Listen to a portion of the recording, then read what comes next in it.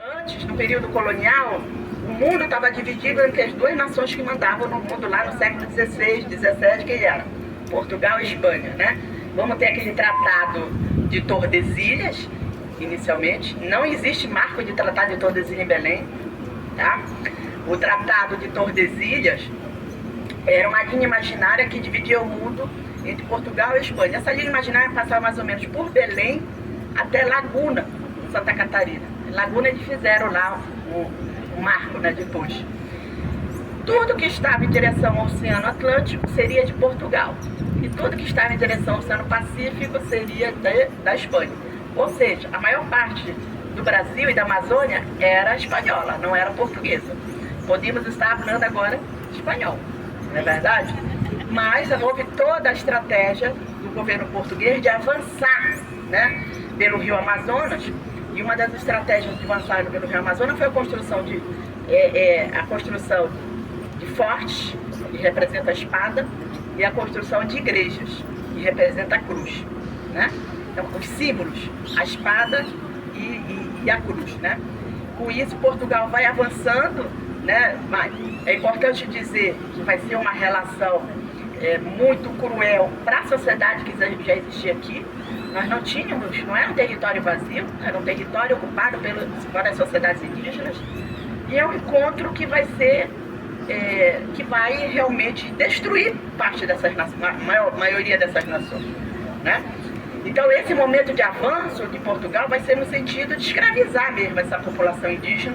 Porque o que é que nós tínhamos de rico aqui no interior da região? A floresta, mas naquele momento o que era valorizado? As drogas do sertão, as drogas que não são as drogas atuais. As drogas eram as especiarias da floresta, né, que tinham valor no mercado, né, internacional. Então Portugal começa a avançar para fazer a exploração dessas drogas. E por que não vai entrar nesse momento a população, os africanos? Porque quem conhecia entrar na floresta eram os indígenas que estavam aqui. Né? Então, na verdade, vai ter um processo de semi-escravidão, né, de escravidão dessa população indígena. Os religiosos entram, vão se fundando pequenas vilas, onde sempre essa característica, né, pequenas vilas, alguma coisa, fortaleza militar e as igrejas, né, que é uma característica. E assim nós vamos avançando pelo Rio Amazonas. Isso é importante dizer para vocês nesse período, eu estou falando aí principalmente do século XVII, né? Tanto que o Vero-Peso, a gente vai falar no roteiro do dia 28, tem o nome por quê? Vero-Peso. Porque essas drogas, essas especiarias tinham que ser pesadas. Então Portugal cria ali, onde está mais ou menos à frente no mercado de peixe, a casa do haver o peso, o H. E aí surge o Vero-Peso, né? Belém é fundado em 1616 e o Vero-Peso lá de 1627. Não tinha o mercado, né? Mas tinha a casa do Vero-Peso, que não existe mais hoje, e no entorno surge aquela feira. Daí o surgimento, né, do Vero-Peso, isso é importante dizer. Muito bem, aí a gente tem todo, né, o processo de reorganização do Brasil. Primeiramente a gente tem o Estado do Brasil capital, Salvador, sabe, no século XVIII vai para Rio de Janeiro. E quando Belém é fundada, era necessário criar uma unidade. A primeira unidade né, foi criado o Estado do Grão-Pará e Maranhão, né? Maranhão e Grão-Pará. Primeiro a capital era São Luís, porque foi a primeira cidade, São Luís do Maranhão, né? Portugueses chegam, né? Expulsam lá os franceses, tanto que São Luís é homenagem a um rei francês, porque eram os franceses que fundaram.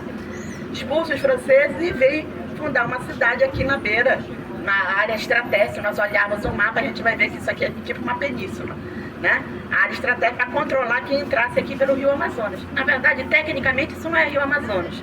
O Rio Amazonas chega na Ilha do Marajó, no braço direito ele se dilui em vários canais, em vários rios. E do lado esquerdo ele vai sair livremente, onde ele sai pelo Amapá, na cidade de Macapá, né? Mas ele chega aqui, aí encontra os furos, encontra, né, o Rio Tocantins, começa a receber outros nomes, Rio Pará, e aqui o Rio Guamá, que nasce, né, esse aqui é o Guamá, nasce a 200 quilômetros daqui na cidade de Ourém, e vem desaguar aqui, né, deságua aqui, e a partir do forte se forma uma baía, a Baía do Guajará, né? Então, é essa configuração que nós temos aí no século, né, no século XVII. Aí no século XVIII, então nós tínhamos 2 estados do Brasil, depois Grão-Pará e Maranhão, a capital, com a fundação de Belém, vem para Belém. Belém vai ser muito mais estratégica do que São Luís, porque estava na entrada do Grande Rio, né? E aí a capital vem para cá, depois separa Maranhão do Grão-Pará. E o que é o Grão-Pará, gente? Tudo que a gente conhece da Amazônia era o Grão-Pará, né? O que é hoje o estado do Amazonas, o que é Amapá, né? O que é Rondônia, depois quando avança a borracha, Acre, Roraima, tudo isso era o Grão-Pará, né? Então o que nós tínhamos? Nós tínhamos um território aqui muito interessante, rico do ponto de vista da floresta, do rio, né, no século XVIII, o interesse dos europeus, né, os espanhóis começavam a descer, mas os espanhóis ficaram lá preocupados com as pratas, né, e aí acabaram meio que cedendo essa expansão aí né, dos portugueses, que vai se dar dessa forma que eu falei para vocês, a Cruz da Espada. Aí no século XVIII nós vamos ter uma figura importante em Portugal chamada Marquês de Pombal, que era o que representa hoje o nosso ministro das Relações Exteriores. Pombal nunca pisou aqui nessa terra, mas manda o irmão dele, o Mendonça Furtado, ser governador do Grão-Pará e faz uma estratégia de ocupação desse território. Ele dizia, olha, o extrativismo não mantém o homem no território. Vamos, né, colocar agricultura, né, vamos criar, né, esse estado.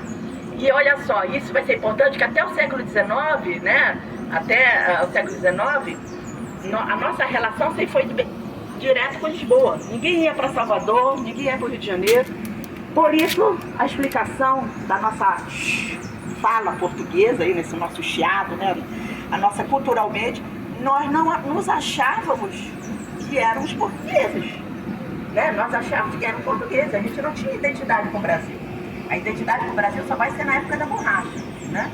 Então, tanto que vai ser o último estado a aderir, né, aceitar a posse da independência. Pará. Né? É aquela data que a gente agora em agosto, né, da adesão. E eu pode dizer para vocês que no século XVIII também, bom, se Portugal havia avançado, então esse território agora era português. Né? Aí vai ser refeito tratado, né, na cidade de Madrid, né?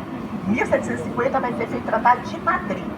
Né, que é mais ou menos a linha imaginária, vai ser empurrada até onde hoje está a cidade de Barcelos, na Amazonas, lá na fronteira. E aí entra o Holanda, né? Por quê?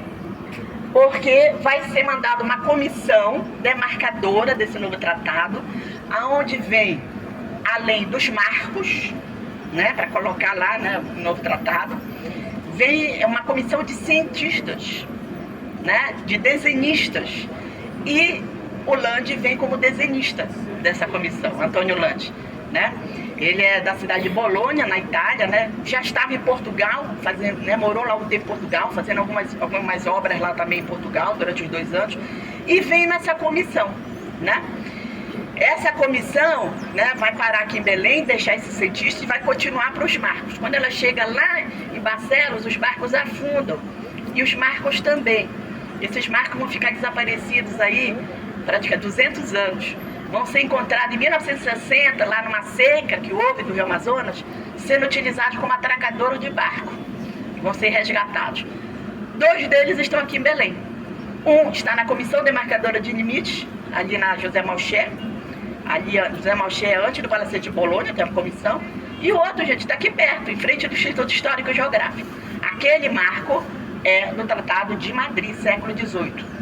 Não é Tordesilhas, porque tem coisa na internet informando errado. Então, tome cuidado quando pega essas coisas da internet para ver as fontes, né?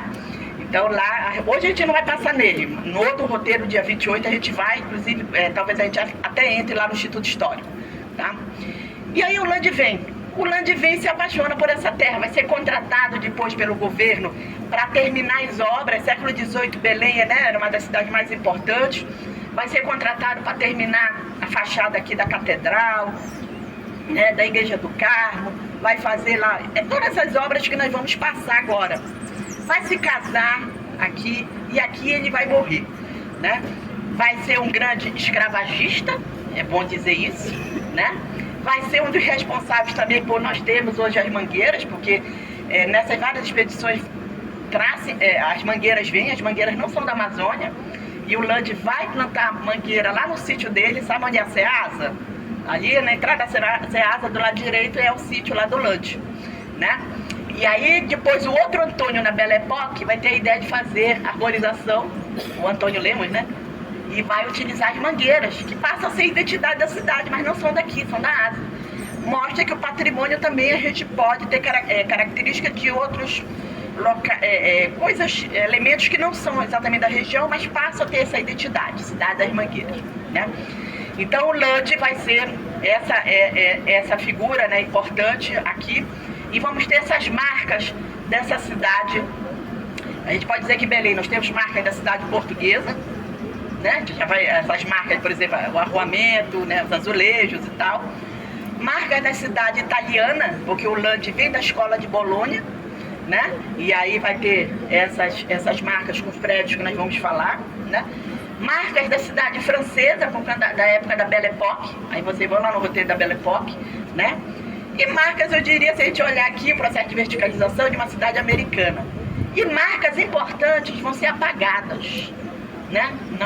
Não são visíveis, que é dessa cidade indígena, que é dessa cidade afro também, né? Então, uma das coisas que a gente fala também no nosso projeto é como essas marcas das nossas origens, durante todos esses mais de 400 anos, elas vão ser também apagadas, né? Quantas estátuas, quanto nome de ruas, quanto nome de praças tem fazendo alusão também a essa nossa marca indígena e essa nossa marca afro? Pouquíssimas, né? Nós temos muito mais representação desse período, né, colonial, do período imperial, né, do período republicano. Então é importante nós falarmos também do que não está visível e do que é importante para a gente entender a formação dessa cidade. Porque quem vai construir essas obras do Lund, né? Porque aí, nesse século XVIII, quando vem a agricultura, aí entra os africanos, que é a agricultura, né? E os africanos, eles entram em Belém para serem serviçais, para construir essas obras junto com os indígenas, né? E os indígenas, no período colonial, vão construir todas essas obras também. E os africanos vêm também no século XVIII, né? E eles vão mais para o interior, né, da região para trabalhar na agricultura. Por isso que o Pará é o estado que possui o maior número de quilombolas oficializados do Brasil. Veja como tudo está junto, né, e relacionado.